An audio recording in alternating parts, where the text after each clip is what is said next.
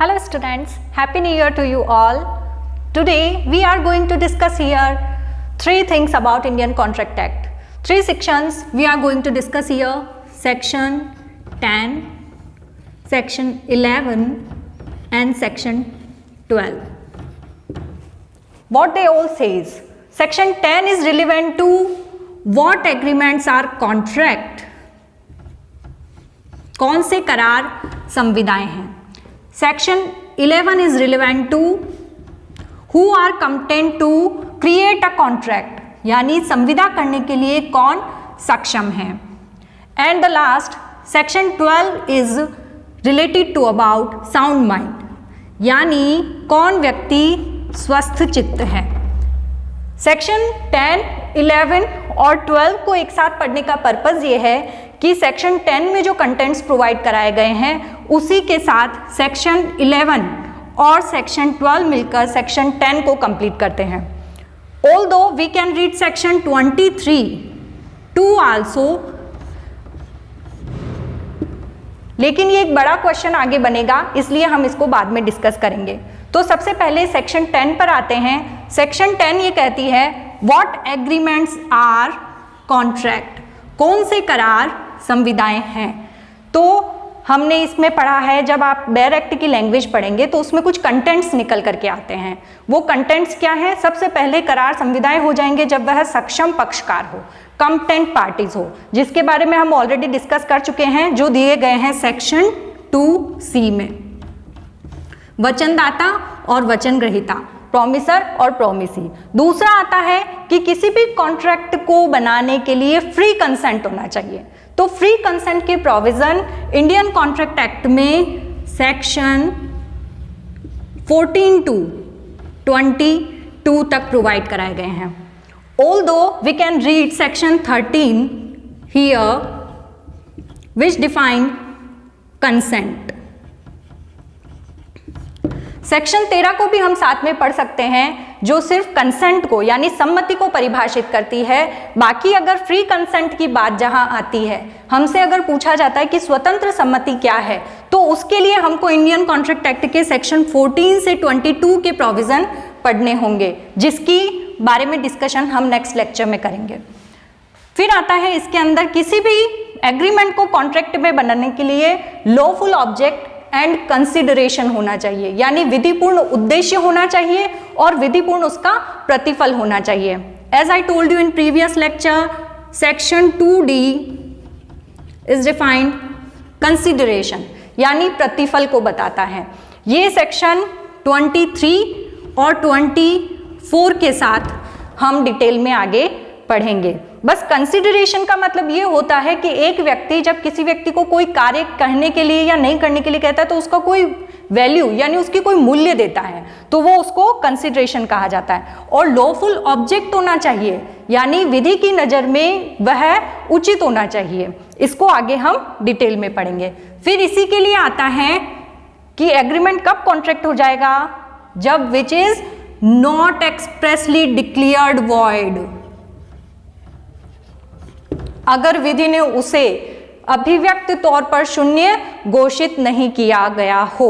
अब शून्य क्या होता है? तो हमने शून्य करार पढ़ा था, वॉइड एग्रीमेंट, जिसमें मैंने कहा था which is not enforceable by law.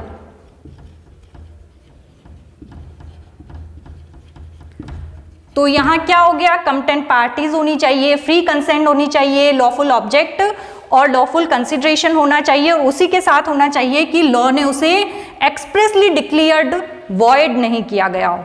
इसी के साथ अगर सेक्शन 10 ये कहता है कि अगर कोई पार्टी ये चाहती है कि रिटर्न एग्रीमेंट हो, तो वह रिटर्न होगा. क्योंकि हमने इंडियन कॉन्ट्रैक्ट एक्ट के जब एग्रीमेंट्स के काइंड पढ़े थे, तब मैंने कहा था कि ये रिटर्न भी हो सकता है, ओरल भी हो सकता है, as per the provision of section 9.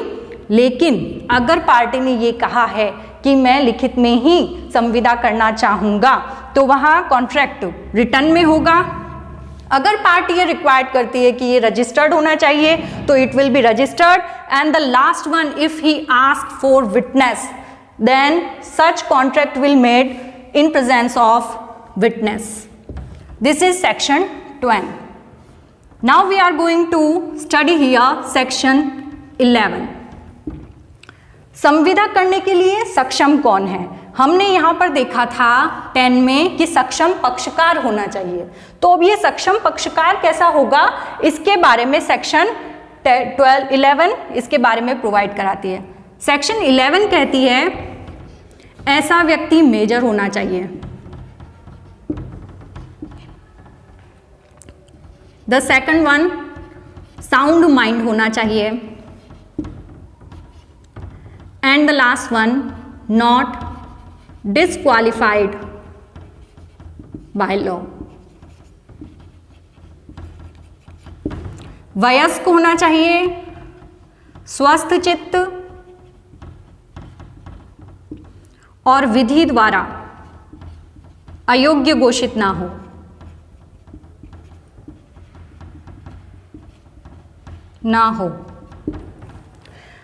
अब सेक्शन 10 के साथ सेक्शन 11 इन तीनों कंडीशन में लागू होगी। यानी जब कोई व्यक्ति संविदा करता है तो वह वयस्क होना चाहिए। वयस्क क्या होता है? Up to 18 years. 18 वर्ष की आयु प्राप्त कर लेने पर व्यक्ति वयस्क माना जाता है। ये भी मैं पहले बता चुकी हूँ कि इंडियन मेजॉरिटी एक्ट की सेक्शन 3 में इससे रिलेवेंट प्रोविजन है। अब वयस्क है, अब अगर कोई व्यक्ति वयस्क नहीं है यानी मेजर नहीं है तो इस कंडीशन में कॉन्ट्रैक्ट क्या होगा? तो contract which can never converted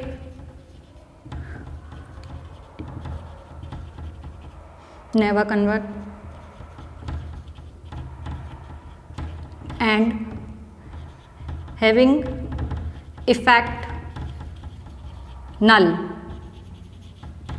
विधि की दृष्टि में उसका कोई मूल्य नहीं होगा। अगर अवयस्क ने कोई करार किया है तो विधि उसको उस करार को पूरा करने के लिए या कॉन्ट्रैक्ट में बदलने के लिए बाध्य नहीं कर सकती है। फिर आता है कि इसके साथ व्यक्ति साउंड माइंड होना चाहिए यानी स्वस्थ चित्त होना चाहिए। This section will be going to read with section 12, क्योंकि स्वस्थ चित्त कौन होता है इसके बारे में सेक्शन 12 बताती है। तो हमने 10 में देख लिया एग्रीमेंट कैसे कन्वर्ट होंगे कॉन्ट्रैक्ट में, 11 में देख लिया कंप्टेंट कॉन्ट्रैक्ट कैसे क्रिएट होगा।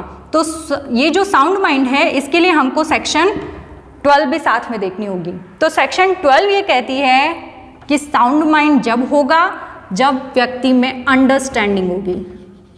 अंडरस्टैंडिंग यानी समझ। And the second thing is what is the effect of such thing. जो कॉन्ट्रैक्ट हुआ है उसका उस पर क्या इफेक्ट हुआ है।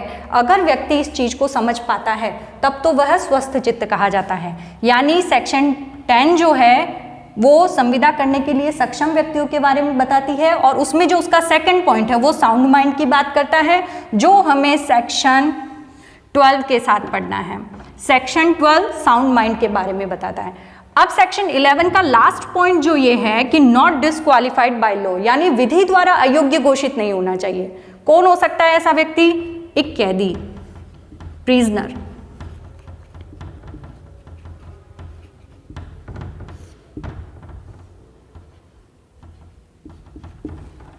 अगर कोई व्यक्ति जेल में है, कैदी है या अपराधी है, ऑफेंडर, या कोई पर्दानशी महिलाएं, ऐसी कुछ प्रथाएं होती हैं जिनके अंतर्गत महिलाएं पर्दे से बाहर नहीं आती हैं। अब ऐसे में अगर कोई महिला कोई कॉन्ट्रैक्ट करती है तो कानून को या विधि को ये बताना होगा कि वह महिला जो थी उस कार्य को समझती थी कि वह जो कार्य कर रही है उसके इफेक्ट क्या होंगे, तब तो वह वैलिड है। लेकिन अगर वह पर्दानशीन महिला इस बात को नहीं समझ रही है कि वह जो कॉन्ट्रैक्ट करने की चाह रख रही है वह कॉन्ट्रैक्ट में कन्वर्ट हो सकता है या नहीं, या उसके इफेक्ट क्या होंगे, या उसकी कोई अंडरस्टैंडिंग डेवलप नहीं हुई है, तो ऐसी कंडीशन में उसे लॉ के द्वारा डिस्क्वालिफाइड माना जाएगा। Otherwise she will be capable to create a contract. इसी तरह से कैदी और अपराधी कोई कॉन्ट्रैक्ट नहीं कर सकते हैं। तो यहाँ हमने आज सेक्शन 10, 11 और 12 की चर्चा की है। Today we have discussed three things. First of all, what agreements are contract? There are 5 elements. 5 elements and 3 further elements which can be imposed by parties by their willings. This is not necessary. And in second portion, section 11 has discussed about who is major, who is sound mind, and who is not disqualified by the law. And the last one, section 12, represent itself a sound mind for the purpose of contracting. Who is the capable to create a contract according to sound mind? There can be 2 things, understanding and the effect. Thank you.